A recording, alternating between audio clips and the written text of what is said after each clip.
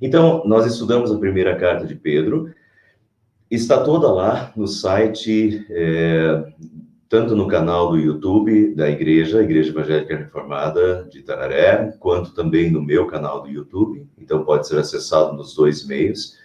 Quem perdeu algum ou perdeu toda a série, né, está começando a partir de agora, pode pegar lá, estão todos os estudos, se não me engano, são 14 estudos da primeira carta de Pedro, são ao todo em torno de 10 horas, então se quiser encarar assim como um curso sobre 1 Pedro, acho que está bem completo, nós não passamos todos os versículos, mas está bem completo, do início ao fim, e esse é o intuito, né, de nós estudarmos a Bíblia, estudarmos um livro inteiro. Então, pode acessar lá, você vai ter em 10 horas, você vai ter um estudo completo da primeira carta de Pedro. E agora nós estamos indo para a segunda carta de Pedro. Vamos lá para o autor do livro. Bom, o autor do livro é o mesmo, né? Simão Pedro, ele mesmo se identifica. Nós estamos aqui, ó, segunda carta de Pedro, segundo Pedro 1:1, e Pedro já começa se identificando. Então, Simão Pedro, servo e apóstolo de Jesus Cristo. Então, não há dúvida, Pedro escreveu essa carta também. Pedro pressente a sua morte nessa carta. Na primeira carta, eu já havia comentado que Pedro, essas duas cartas, tanto a primeira quanto a segunda carta, são próximas, são escritas mais próximo da sua morte. A questão da morte de Pedro, diz ali que aconteceu entre 64 e 67 depois de Cristo. Não se tem a absoluta certeza quando aconteceu. A gente sabe que foi durante o império de Nero.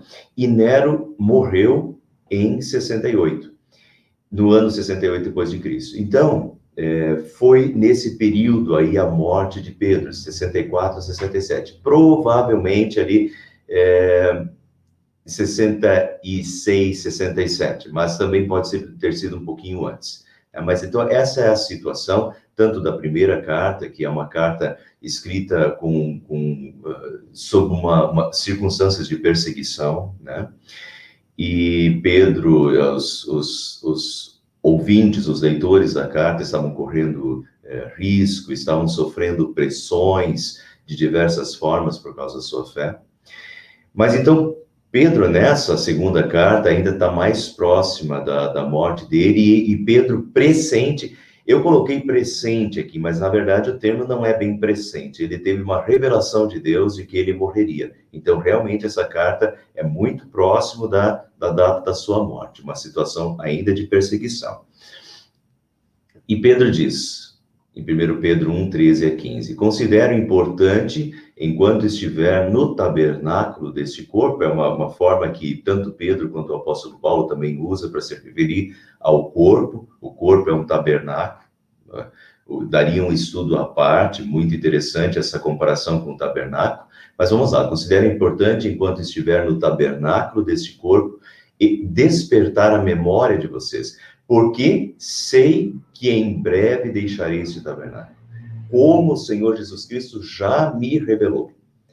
Eu me empenharei para que também depois da minha partida, vocês sejam sempre capazes de lembrar-se dessas coisas. Então, vejam, sei que em breve deixarei esse tabernáculo, como o Senhor Jesus Cristo já me revelou. Então,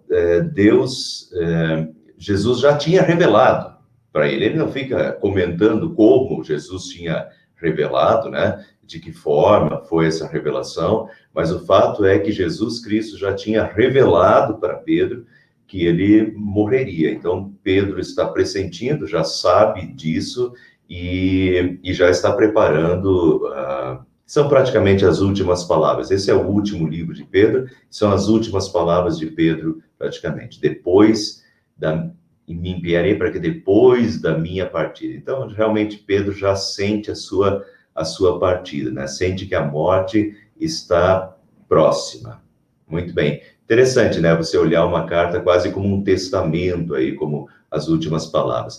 Tem um comentário da Bíblia de Estudos NAA. A propósito, deixa eu só comentar sobre essa NAA.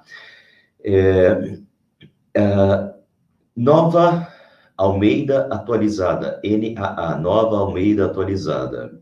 Com o passar do tempo, provavelmente vai ser a versão mais usada das nossas igrejas. Aí, nos primeiros, eu diria, nos primeiros 10 anos, talvez não, a gente ainda tem Bíblias, né? Tanto a igreja reformada quanto a igreja luterana ainda tem Bíblias, bastante Bíblias das versões antigas, mas essa é uma das novas versões aí, Almeida, né? Uma das preferidas aí do público de igrejas evangélicas mais tradicionais, e essa é a nova versão. Então, estou usando bastante essa NAA, nova versão Almeida, tá? Almeida atualizada. Então, ele comenta, em um discurso de despedida, um líder, tal qual uma luz norteadora, tem sua última oportunidade para influenciar seus seguidores a irem na direção certa. E então, Pedro vai aproveitar essa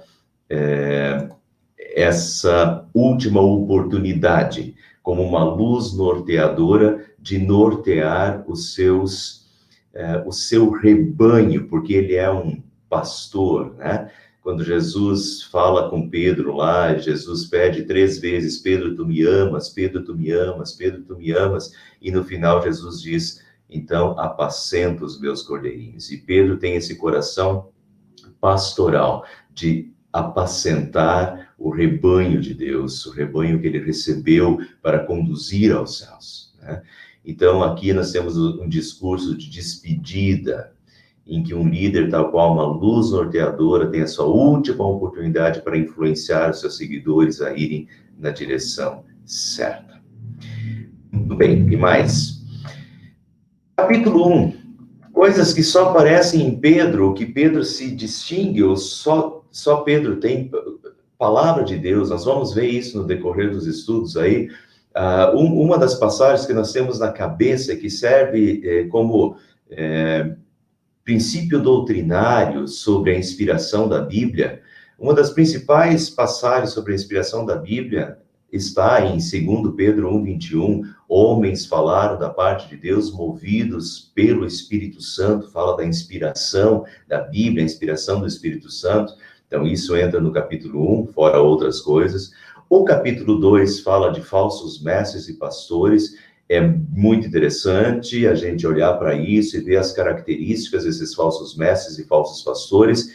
Jesus já antecipa, quando Jesus fala do fim, Jesus já antecipa que viriam lobos em peles de ovelhas, e quanto mais o tempo passa, a tendência é que mais lobos em peles de ovelhas e falsos mestres e falsos pastores penetrem no rebanho de Deus, né, ensinando coisas falsas. Então, bom alerta, temos que refletir sobre isso de vez em quando. Vamos refletir isso nessa carta, que é uma carta muito apropriada para isso.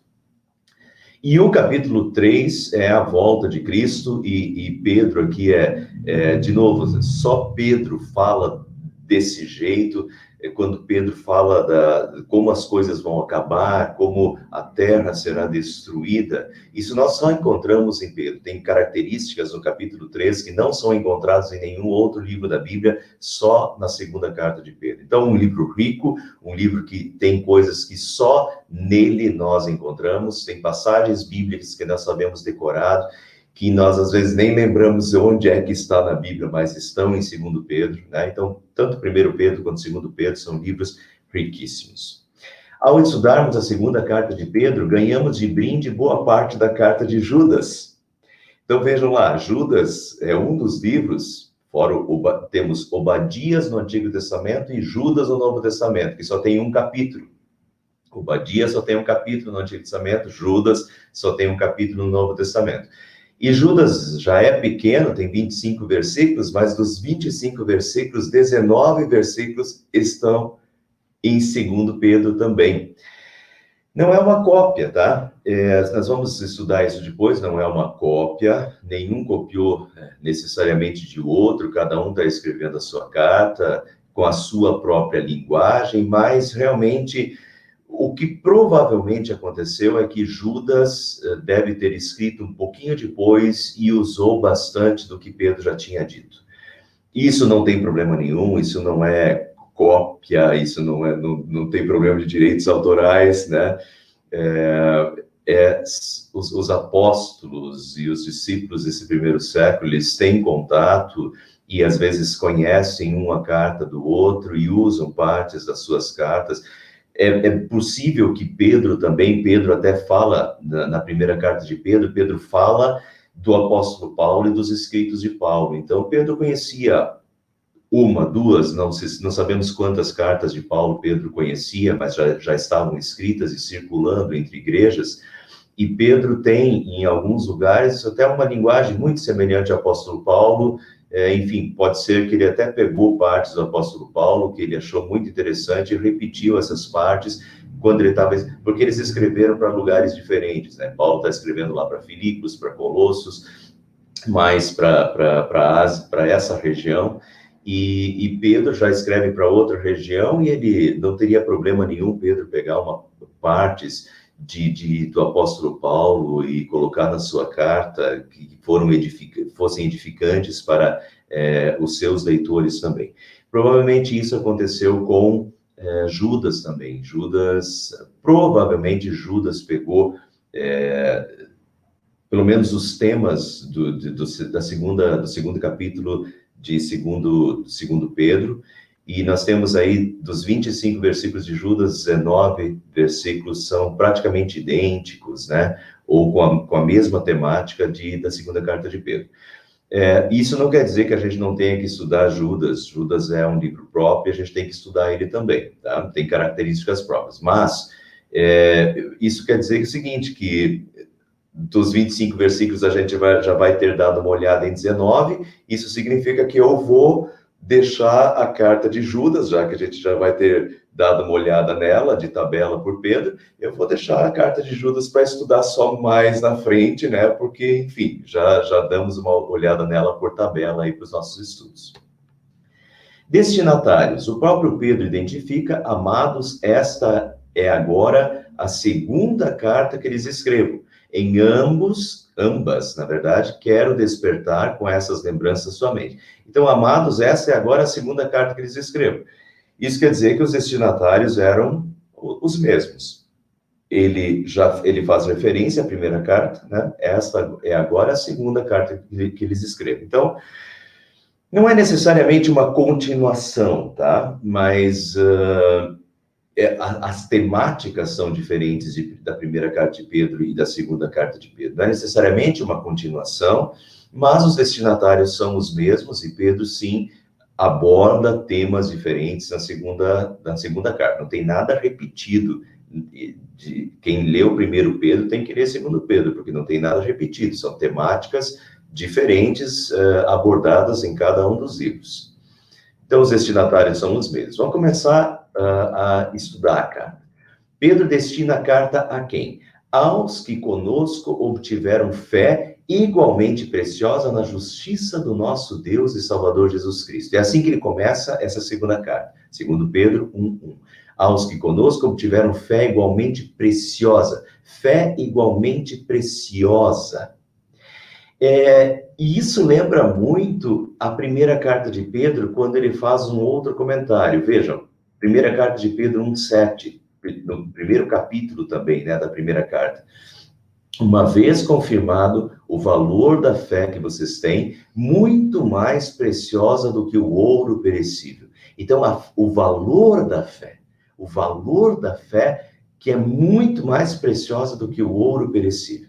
Então, se nós juntarmos, e na segunda parte ele vai falar fé igualmente preciosa. A fé é preciosa e é mais preciosa do que o ouro perecível. Meus irmãos, a fé é comparada ao braço, o braço receptor da graça de Deus. A fé é o meio pelo qual nós nos unimos a Deus e o meio pelo qual Deus derrama suas bênçãos em nós. Sem fé é impossível agradar a Deus. A fé é o meio pelo qual nós nos unimos a Deus e Deus derrama suas bênçãos e o Espírito Santo age em nós. A fé é preciosa. A fé é preciosa, primeiro, fé igualmente preciosa na justiça do nosso Deus e Salvador. É através da fé que nós sabemos da justiça do nosso Deus e Salvador Jesus Cristo. A justiça que Jesus morreu na cruz e deu a sua vida. Primeira carta de Pedro, né? Não foi por meio de prata ou de ouro que nós fomos redimidos, mas pelo seu santo e precioso sangue, como de um cordeiro sem defeito e sem mácula. Jesus se entregou. Não é a nossa justiça, não é porque nós tenhamos justiça, não é pelas nossas boas obras, não é porque nós sejamos bons, mas é pela justiça de Cristo. Nós, por nós mesmos, estaríamos perdidos, mas a justiça, na justiça do nosso Deus e Salvador. Jesus Cristo morreu, deu a sua vida. O Santo Deus se encarnou e deu a sua vida por nós para nos redimir, para nos salvar. E isso é precioso, e essa fé, então, é preciosa, porque é consoladora, é a salvação eterna que nós temos em Jesus Cristo. Então, essa é a fé na justiça do nosso Deus, mas é através da fé também, ela é preciosa, porque é através da fé que o Espírito Santo nos edifica, que o Espírito Santo lâmpada para os nossos pés e luz para os nossos caminhos é a palavra, né? Mas ela só é lâmpada e luz porque o Espírito Santo está nos iluminando através da fé. E a fé é o meio receptor. Então, pela fé, nós temos o Espírito Santo nos guiando. Pela fé, temos o Espírito Santo nos consolando. Pela fé, o Espírito Santo gera frutos em nós. Enfim, a fé é tanto esse meio com que nós vemos e prestigiamos a salvação, a justiça do nosso Deus e Salvador, quanto a fé também é o meio pelo qual o Espírito Santo está agindo em nós. A fé é preciosa. Sem fé, nós não teríamos nada. Sem fé, nós não teríamos esperança. Sem fé, nós não teríamos consolo, fortalecimento, encorajamento, iluminação, enfim. A fé é preciosa. Demos sempre graças a Deus por esse dom, e é um dom. A fé é um dom, pelo dom da fé. A fé é preciosa e mais preciosa do que ouro perecível, do que qualquer coisa neste mundo, porque a fé nos une a Deus. Segundo Pedro 1,2 diz que a graça e a paz lhe sejam multiplicadas no pleno conhecimento de Deus e de Jesus, o nosso Senhor. Que a graça e a paz lhe sejam multiplicadas. Que a graça e a paz é uma saudação bem normal e bem comum no Novo Testamento. Graça e paz, né? O apóstolo Paulo também usa os mesmos termos, graça e paz, meus irmãos, às vezes no início das cartas, às vezes nos finais das cartas, e Pedro está usando também, que a graça e a paz sejam multiplicadas. Qual é o diferencial que nós temos aqui? O diferencial que nós temos aqui, nesse versículo, está nessa parte que eu destaquei, no pleno conhecimento de Deus e de Jesus, o nosso Senhor. Essa frase, vocês vão ver no decorrer do estudo, essa frase é repetida 3 vezes só no primeiro capítulo, e é repetida novamente no segundo capítulo. Essa frase, então, é uma clara ênfase de Pedro nessa frase.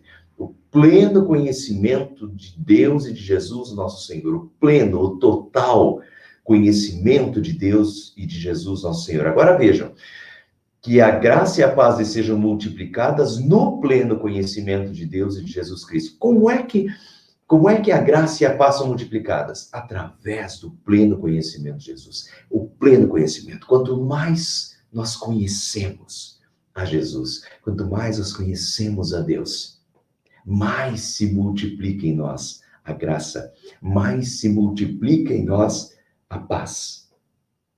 Então, pelo conhecimento de Deus, nós conhecemos a graça de Deus por nós, a misericórdia de Deus por nós, o perdão, o quanto Deus nos ama, e se multiplica a graça de Deus em nossa vida. E quanto mais conhecimento de Deus nós temos, quanto mais conhecimento de Jesus Cristo nós temos, mais se multiplica a paz. A paz, essa paz que o mundo não vos pode dar. Essa paz que é uma paz espiritual, uma paz que vem do nosso relacionamento com Deus, de nós não termos dúvidas sobre a vida após a morte, de nós encararmos a vida com outra perspectiva, né?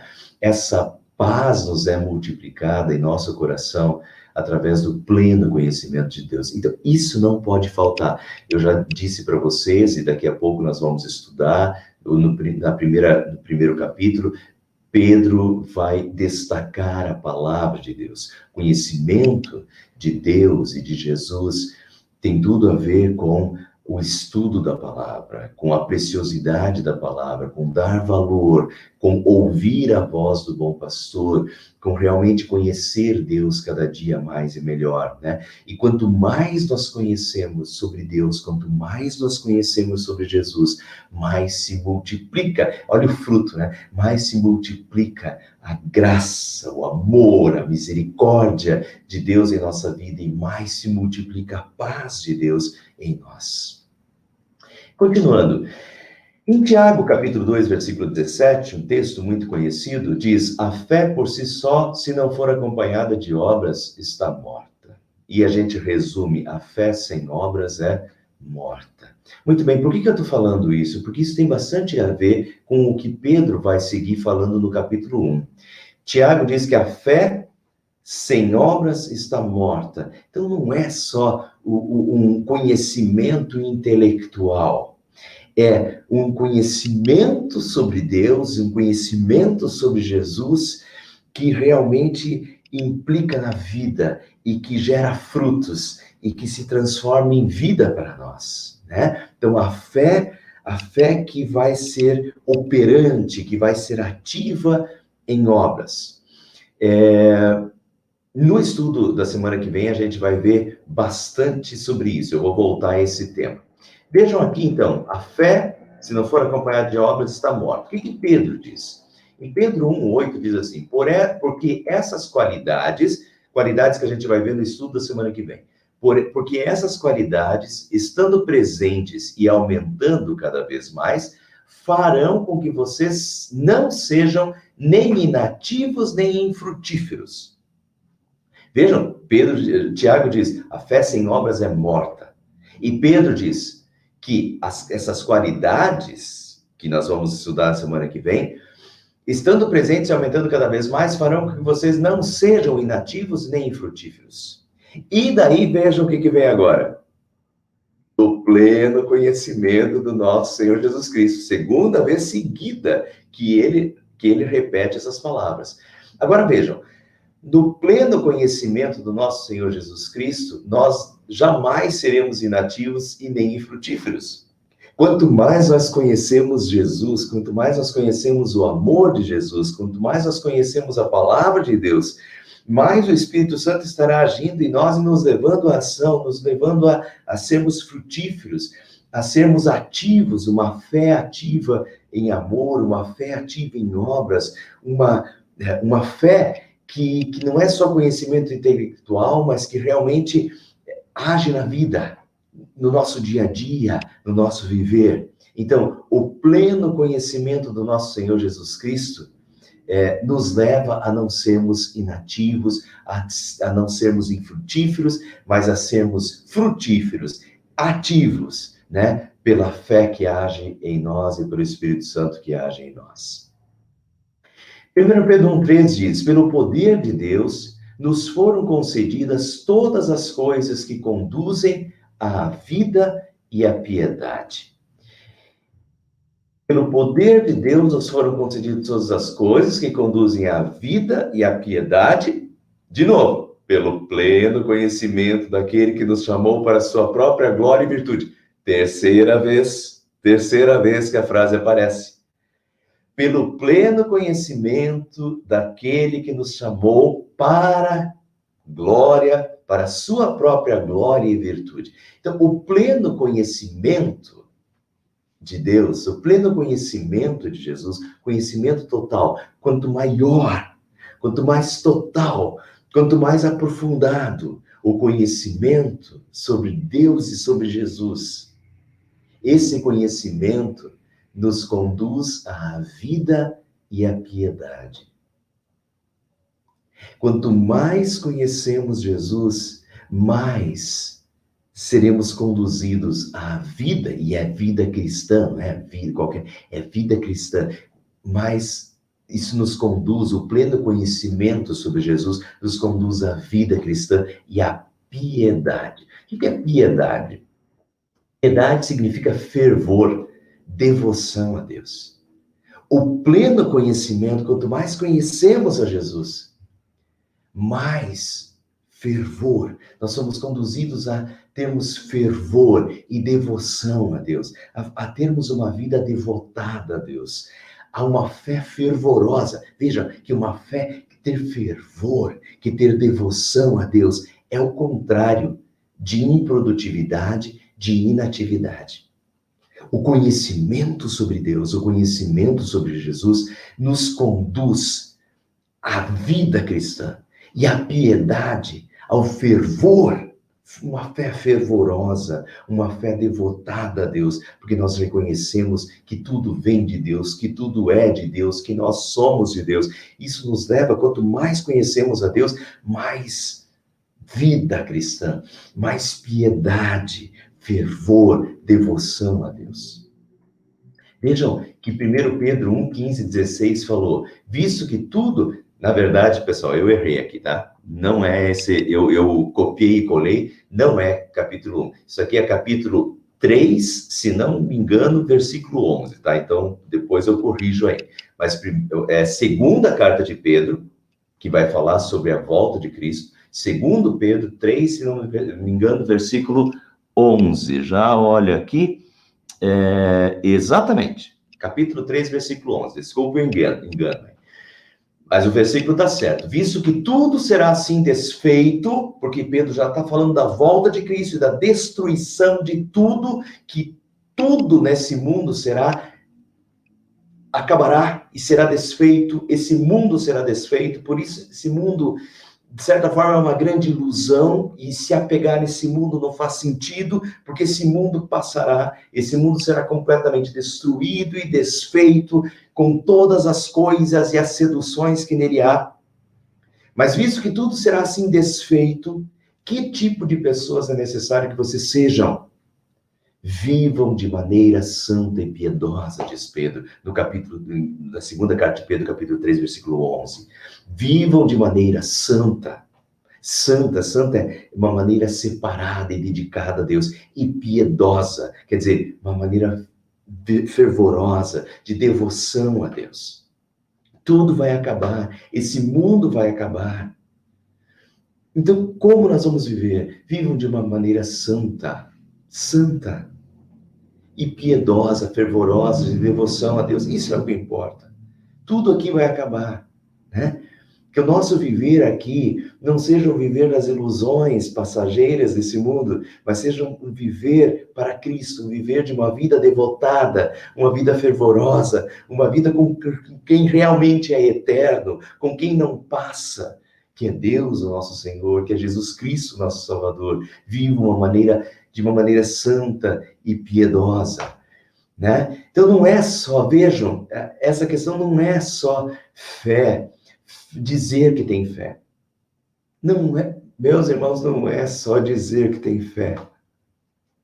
É viver a fé. É realmente viver a fé no dia a dia. É fervor a Deus, é devoção a Deus, né?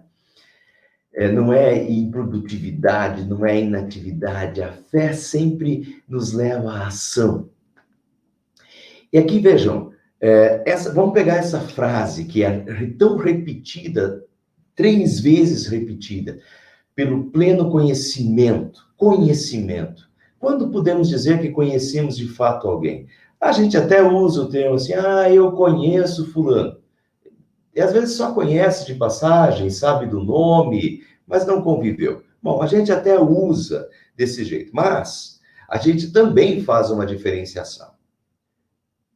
Às vezes você diz assim, não, eu conheço essa pessoa. E quando você diz, eu conheço essa pessoa, aí você quer dizer, não, essa pessoa eu conheço de fato, essa pessoa eu tenho um relacionamento com ela, essa pessoa eu acompanhei. Compreende? Não é simplesmente um relacionamento superficial. É conhecer, é um ato relacional, de relacionamento, de convivência. E aqui esse conhecimento, pelo pleno conhecimento, também não é um conhecimento superficial, não é o pleno conhecimento, é o conhecimento total, mas também não é um simples conhecimento intelectual de saber, é muito mais do que isso, é um conhecimento de relacionamento. Conhecer Jesus não é algo intelectual, mas de relacionamento e de vivência, tá? Esse termo, e aqui, atentem-se para isso e prestem bem atenção, porque esse termo conhecimento de Deus, ele aparece não só nas cartas de Pedro, ele aparece bastante nas cartas de Paulo, aparece muito na carta aos Colossenses, aparece na carta aos Filipenses, e aparece algumas vezes em quase todas as cartas do apóstolo Paulo, aparece em Pedro também. Naquela época, conhecimento não era simplesmente nenhum deles, quando escreve sobre conhecimento, nenhum deles está se referindo a conhecimento, simplesmente conhecimento intelectual, tá? É muito mais do que isso. Deixa eu mostrar para vocês como o apóstolo Paulo fala do conhecimento de Deus. Veja esse texto de Filipenses 3, 7 a 10. O que para mim era lucro, comecei a considerar como perda por causa de Cristo. Mais do que isso, considero tudo como perda, comparado com a suprema grandeza do conhecimento de Cristo Jesus, o meu Senhor, por quem perdi todas as coisas. Eu as considero como esterco, tá? Isso é refúgio, cocô, né? Eu as considero como esterco para poder ganhar a Cristo e ser encontrado nele. Isso é ser encontrado nele, isso é relacionamento, isso é convivência, isso é comunhão, tá? Comunhão com Cristo. Paulo quer ser encontrado nele, é plena comunhão. E tudo mais não importa, tudo mais é lixo, tudo mais é cocô. Essa palavra de Paulo é esterco. Podia usar umas palavras mais fortes, que inclusive no grego a palavra é mais forte do que essa, tá? Mas vamos ficar aqui com esterco mesmo, que a gente já entendeu, né? Tudo mais. E Paulo era culto, e Paulo dava valor a coisas que agora todas essas coisas do mundo perderam o seu valor. E não tem valor algum, porque esse mundo passará. E o que importa mesmo é Cristo, o seu Salvador, o seu Senhor, que deu a vida por ele, que é o autor da sua salvação, que é a vida eterna. Então, todo esse mundo perdeu o seu valor para Paulo. E o que importa, tudo é esterco para poder ganhar Cristo e ser encontrado nele. E daí vejo, olha o que ele diz, quero conhecer Cristo. Quero conhecer Cristo. Muito bem. Agora, e aqui ele já tinha falado, comparado com a suprema grandeza do conhecimento de Cristo Jesus, né? Conhecer a Cristo é a coisa suprema, é a maior de todas. Agora vejam, quero conhecer Cristo. Mas o que é conhecer Cristo? Agora ele coloca uma vírgula e entre vírgulas ele diz, o poder da sua ressurreição e a participação em seus sofrimentos. Então é uma coisa meramente intelectual? Não. Quero conhecer Cristo. O que significa conhecer Cristo? O poder da sua ressurreição, a participação em seus sofrimentos, tornando-me como ele em sua morte. Ele quer vivenciar Cristo. Não é um mero conhecimento intelectual de saber coisas, mas eu quero viver Cristo. Eu quero conhecer a Cristo. Eu quero vivenciar tudo o que é dele na minha vida. O poder da sua ressurreição, e não é a ressurreição final. O apóstolo Paulo, e vocês vão lembrar, porque eu comentei isso na primeira carta de Pedro, o apóstolo Paulo diz assim,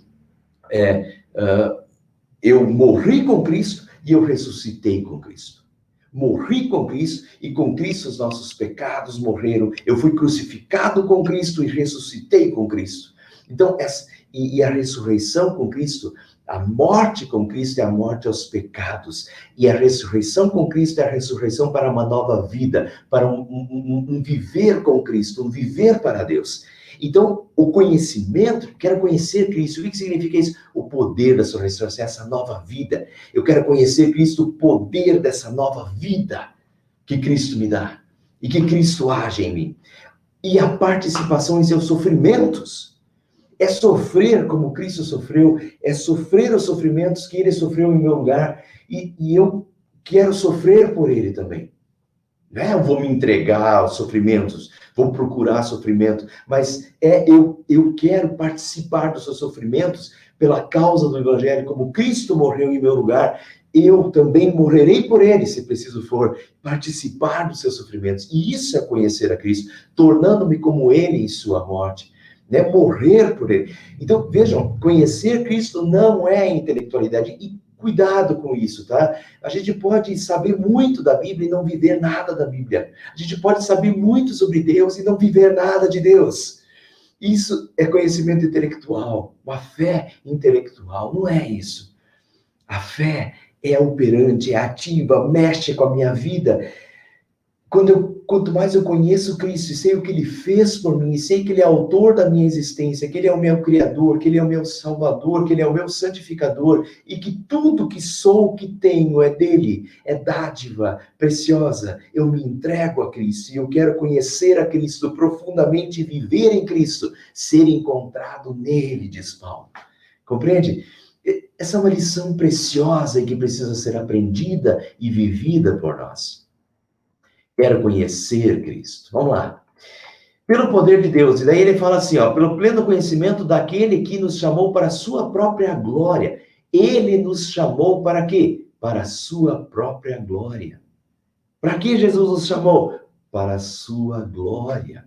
Nós vivemos para a sua glória. Olha de novo o que o apóstolo Paulo diz. Fui crucificado com Cristo. Assim já não sou eu quem vive, mas Cristo vive em mim. A vida que agora vivo no corpo, vivo-a pela fé do Filho de Deus que me amou e se entregou por mim. Tudo mudou. Pelo conhecimento de Jesus Cristo, tudo mudou para Paulo. Ele conheceu o autor da salvação, o seu Salvador, a vida eterna. Nada nesse mundo mais faz sentido senão Jesus. Fui crucificado com Cristo. Já não sou eu quem vive. Cristo vive em mim. A vida que agora vivo no corpo, vivo-a pela fé do Filho de Deus que me amou e se entregou por mim. Entende? Então, essa questão Ele nos chamou para a sua própria glória, para a glória de Deus, para vivermos essa vida com Cristo. Já não somos nós que vivemos, mas Cristo vive em nós e nós vivemos. Vivo pela fé do Filho de Deus que me amou e se entregou por mim. Então, a gente vive para a glória de Deus. Tudo que nós fazemos para a glória de Deus. Por gratidão a Jesus, para agradar Jesus, o nosso Deus, né? Nós vivemos para a sua glória. Só Deus faz sentido. O sentido eterno da vida nós já encontramos e vivemos para a glória. Que mais? Nos chamou para a sua própria glória e virtude. Virtude também significa excelência em grego. Nessa palavra, os gregos reuniam todas as qualidades desejáveis em um caráter. Agora, Pedro está aplicando a virtude ao conhecimento daquele que nos chamou. Quem? Jesus. Pelo pleno conhecimento daquele que nos chamou para a sua glória e virtude. Deus nos chamou para a sua virtude. E o que é a virtude? As qualidades de caráter. Agora, meus irmãos, quais são as qualidades de caráter de Jesus? E quais são as qualidades? Ele nos chamou para as suas qualidades de caráter. Ele nos chamou para a sua glória e virtude, para que nós tenhamos as qualidades de caráter daquele que nos chamou. Nós somos filhos de Deus. Nós somos o povo de Deus. Nós somos raça eleita, sacerdócio real. 1 Pedro, capítulo 2, versículo 9. Raça eleita, sacerdócio real, nação santa, povo de propriedade exclusiva de Deus, a fim de proclamar as virtudes daquele que nos chamou das trevas para a sua maravilhosa luz. E proclamar as virtudes é viver o caráter, as qualidades desejáveis de caráter de Deus. Nós somos um povo de caráter, filhos de caráter. Mas que caráter? O caráter de Deus, né? Qual é o caráter de Jesus? Vamos olhar o pleno conhecimento, vamos olhar para Jesus.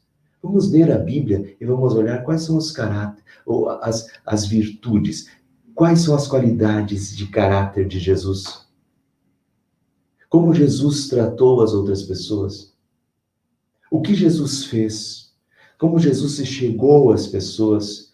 A misericórdia de Jesus, o amor de Jesus pelos outros.